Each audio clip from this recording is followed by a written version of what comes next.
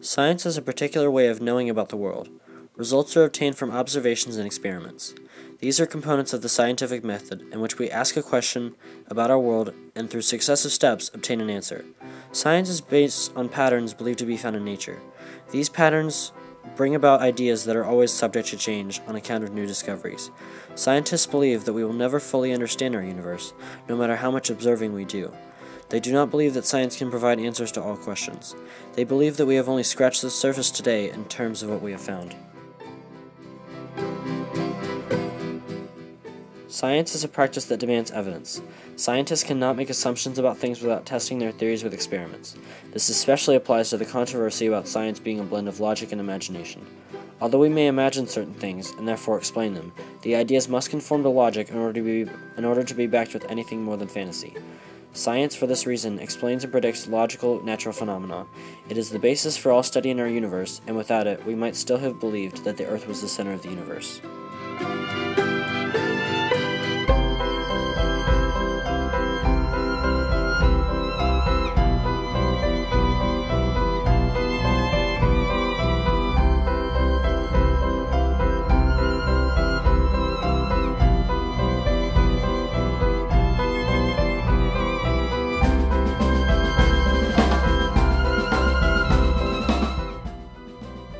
How do we know what we know?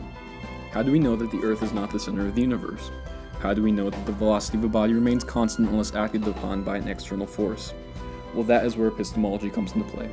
It is the branch of philosophy concerned with the nature and limitations of knowledge, or in layman's terms, it answers the question, how do we know what we know? It is the way in which we realize where we get our knowledge from and how we test its validity.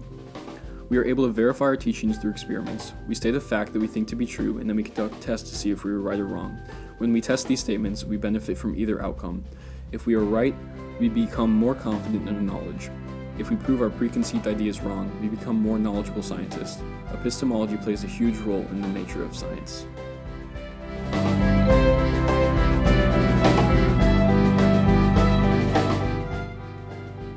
Science has also brought about marvelous and incredible powers. As in World War II, we have seen what the study of splitting an atom has created, and we can see how destructive our world can be. We have discovered new ways of manipulating household items to make bombs of our own. In this clip, we manipulate aluminum foil and Works toilet bowl cleaner to create an explosion. The hydrochloric acid in the toilet bowl cleaner reacts with the aluminum to create a hydrogen gas. This gas, when sealed in the water bottle, will expand and pressurize the bottle and will explode after about a minute. Do not try this at home, it is illegal.